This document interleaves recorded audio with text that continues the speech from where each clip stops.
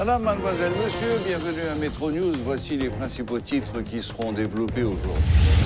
Les autorités ne restent pas inactives face à l'insécurité grandissante, affirme le Premier ministre Claude Joseph.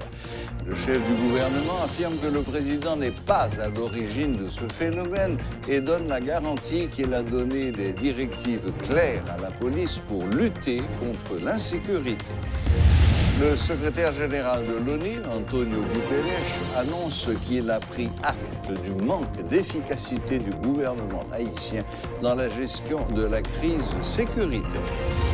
Les déplacés qui fuient la guerre des gangs vivent dans des conditions infrahumaines au centre sportif de Carrefour. Ils lancent un cri d'alarme aux autorités concernées.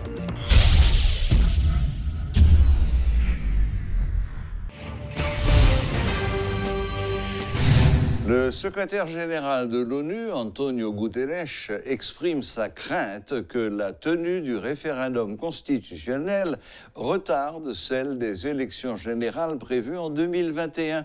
Dans son rapport périodique soumis au Conseil de sécurité de l'ONU le 11 juin dernier et rendu public ces derniers jours. Par ailleurs, il appelle les parties prenantes à la crise à ne ménager aucun effort pour parvenir à un consensus qui permette l'organisation de ces scrutins.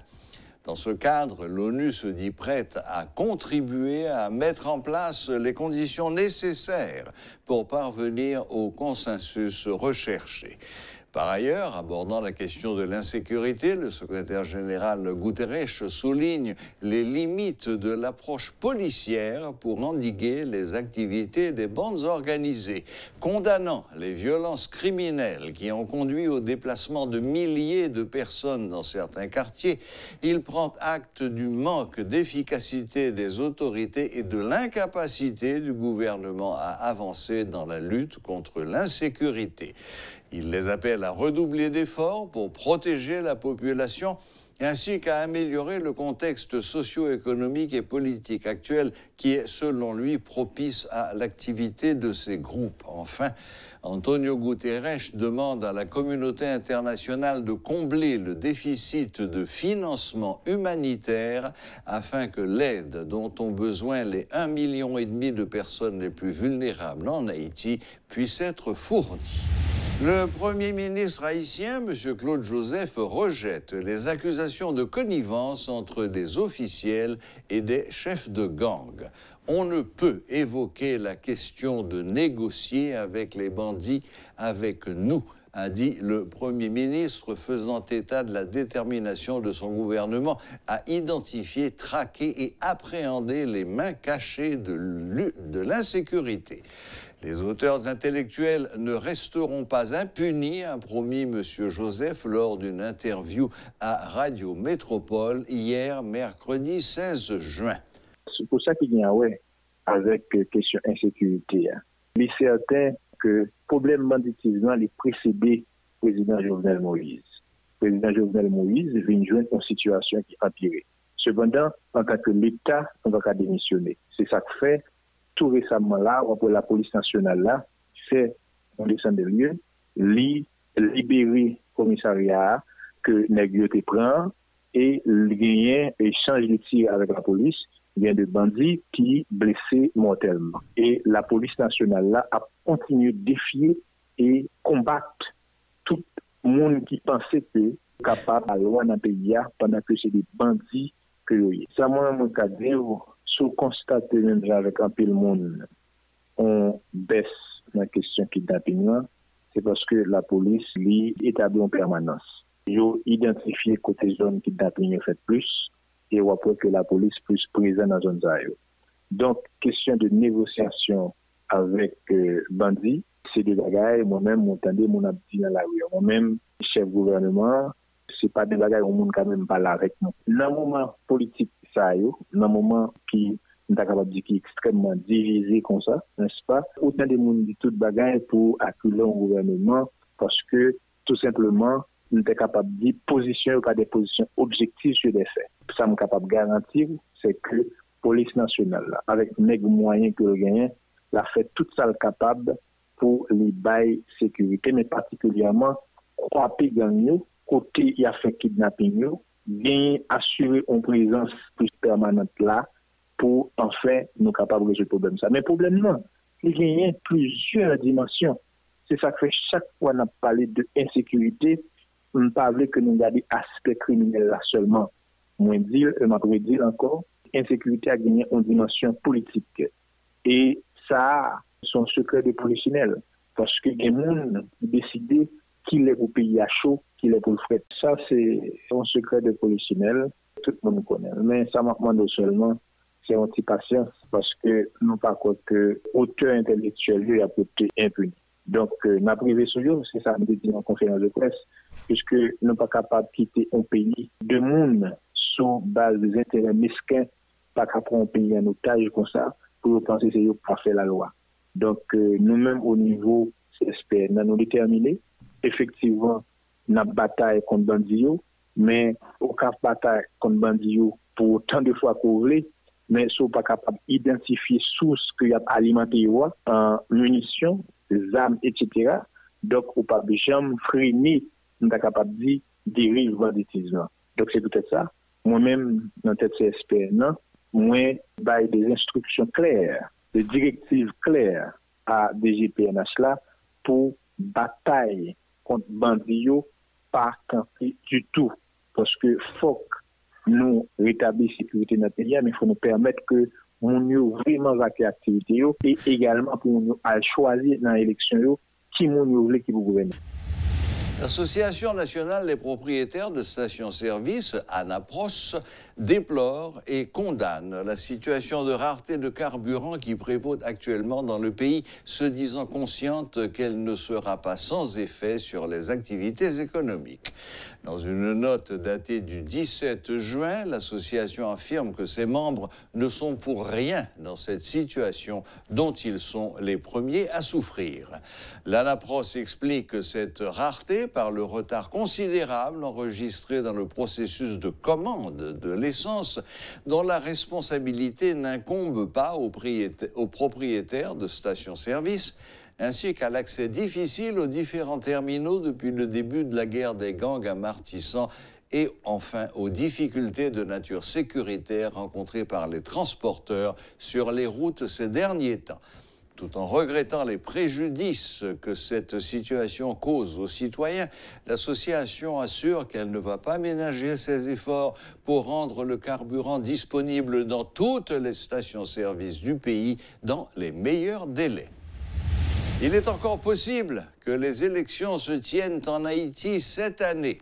C'est ce qu'a affirmé l'initiative des partis politiques pour l'avancement et le changement, IPAC.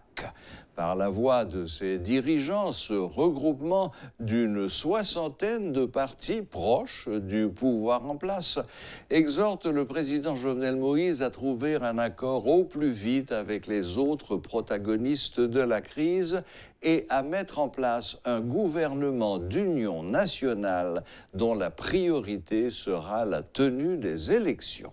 Lui essayer de prolonger le mandat Premier ministre qu'il a en fonction de manière à ce qu'il crée le temps additionnel pour le capable, en quelque sorte, faciliter un climat de dialogue pour un accord minimal qui doit essentiellement déboucher sous une sorte de pacte de gouvernabilité et puis pour créer un gouvernement d'union nationale côté à la fois les partis de l'opposition modérés et même opposition qui en met à tout capable de participer dans le gouvernement, bien entendu, si vous voulez.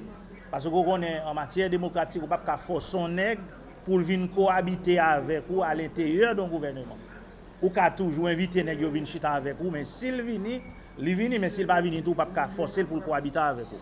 Nous exhortons le président, nous encourageons pour que le plus vite possible, il soit capable de un accord politique, capable de déboucher sur un gouvernement d'union nationale pour le faire CEP, mettre tout acteur en confiance pour que nous, ensemble, aller dans l'élection. Les 1500 déplacés de la guerre des gangs vivant au centre sportif de Carrefour font face à des besoins immenses en matière sanitaire, hygiénique et alimentaire.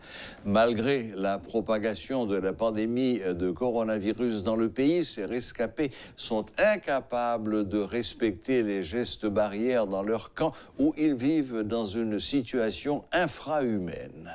Ces réfugiés souhaitent retrouver une autre demeure, mais ils ne souhaitent pas retourner dans leur maison à cause de la machine de l'insécurité qui continue de faire des victimes dans la zone. Jean-Jules Desauguste s'est rendu sur place. Suivez son reportage. Nous sommes au gymnasium au centre sportif de Carrefour. L'image que vous voyez derrière nous est belle et bien réelle. Ce sont des centaines, voire des milliers d'hommes et de femmes, notamment des femmes et des enfants, qui fuient la guerre des hommes, la guerre des gangs. À l'entrée sud de Port-au-Prince, depuis quelque temps, la situation s'aggrave de plus en plus, donc de jour en jour. Ces gens qui sont des rescapés de la guerre des gangs souhaitent rentrer à la maison et pourtant, à l'entrée sud de Port-au-Prince, la guerre continue encore. Le Fonds international de secours à l'enfance des Nations Unies, l'UNICEF, signale dans son dernier rapport que 8500 femmes et enfants ont été déplacés en raison de la guerre entre gangs rivaux dans la région métropolitaine de Port-au-Prince, notamment à l'entrée sud de la capitale haïtienne. Au centre sportif de Carrefour, 1500 déplacés traumatisés par les combats entre bandits subsistent dans des conditions exécrables. Des images que l'on n'avait pas vues depuis le séisme de janvier 2010 refont surface et les témoignages sont accablants. Saute Matis 123, bandit courir de ma coup de zam, quitter la caille moi, m'vin là avec un petit moyen. Bagay yo pas assez bon moi parce que me sorti avec seulement 2 sel rad sur moi, même kilote moi pas gen temps prend. Actuellement m'gé 13 jours là depuis me pas gen kilote pour mettre sur moi, me pas gen cop. Ah yo prend caille nous, yo mettez nous dans la rue. On y a là courir mais mon petit bouteille entré là, toute bagaille moi arrêté. Depuis que je vis dans Matis 101, c'est la première fois que nous jouons une catastrophe qui arrive comme ça. Côté vraiment pas de monde capable de vivre dans des conditions infra-humaines comme ça. Je dis à nous là, l'État a accepté tout ça qui arrive parce que l'État n'a pas de responsabilité. Il quitte tout le monde faire ça au blé. Je dis nous conseillons des gens qui soi-disant qui mettent tête comme des chefs, comme des pouvoirs dans le pays. Ils veulent faire d'appuyer sur le monde de ailleurs. Instinct de conservation oblige. Ces déplacés fuient le claquement des armes à feu. Ils n'ont plus rien. Ils ont tout laissé derrière eux, leur logis, leur petit commerce et leurs biens. Nous devons faire business, nous devons vivre bien. Nous sortir à l'heure, nous entrer à l'heure. Vous comprenez ça? Ça qui vient faire journée aujourd'hui là, c'est problème d'insécurité, il y a des problèmes. Même d'ailleurs, comme si pour me donner un petit cop pour me faire mon caille. Aïe, pour me faire un petit cop en plus, pour me faire commerce, même un petit bébé là, m'obligé me faire un chaudier, me faire un cop là, même pour me faire manger pour lui-même. M'obligé de manger ça, bon moi m'a bali. En plus des femmes, il y a aussi des enfants. Même si certains ne sont pas conscients de la situation, d'autres vont subir de plein fouet l'impact émotionnel de la guerre entre les gangs rivaux à Matissan, Fontamara et dans les quartiers situés à l'entrée sud de la capitale haïtienne. Bon Dieu, fait l'école m'écraser, yo fait nous dans la rue, tout le monde dans la rue, yo fait même entrer m'entrer la caille pour me prendre rad. Puis à thème sans rad sous moi. Je me trouvais en majorité, surtout le soir, de jeunes de 16 ans. Dans l'espace, je me trouve en majorité fumée. Donc moi-même en soir, je m'a recommandé des formations pour jeunes. Face à cette situation, seule la générosité de quelques bons samaritains a permis jusqu'ici d'éviter le pire, selon le maire principal de la commune haute. Jude-Édouard Pierre salue certains de ses concitoyens généreux et les partenaires internationaux. Mais attention, depuis mon là sous sol Carrefour, nous devons hospitalité, solidarité. Par rapport à solidarité, nous ne pouvons jamais manquer manger la charge où nous avons témoigné après le téléphone pour le bail. On a dit ok, je ne commence à faire la discipline. Les gens pour le bail, il faut qu'on joue à l'avance. Nous informer Méria pour Méria comptabiliser pour ne pas faire gaspillage. Au gymnasium du centre sportif de Carrefour, les réfugiés sont entassés comme des sardines dans un espace où la promiscuité règne dans une odeur nauséabonde. Leurs conditions de vie sont infrahumaines, déplore le maire principal de la commune. Vidange là, malheureusement, matériel là disponible Port-au-Prince, nous ne pouvons pas traverser Matissan. Nous avons fait vidange là pour nous, et une odeur nauséabonde qui a dégagé là. Nous ne pouvons pas manger dans l'espace là. Nous avons demandé de dîner pas, j'ai commencé à faire là, nous continuer. Nous faisons un effort supplémentaire pour la police à sécuriser, convoi, pour venir là faire vidange parce que nous ne pouvons pas arrêter la situation ça. Ici, tout est possible, car le terrain est très propice à la propagation des nouveaux variants du coronavirus. Le maire Jude-Édouard Pierre tente de sensibiliser, mais il prêche dans le désert. En plus, le monde qui a affronté le corona, mon ami, le corona. Donc, demandez-nous ici, s'il vous plaît, de nous poser cache-nous parce que nous avons rien tout à fait. La sensibilisation pour nous mettre cache-nez parce que nous ne pouvons pas faire respecter la distanciation sociale là parce que l'espace est déjà comblé. Mais nous pensons que si nous faisons tout mettre cache-nez et nous faisons laver les mains avant de manger, respecter certains gestes barrières, ça va aider dans le combat de la pandémie parce que pas aucune possibilité là aujourd'hui.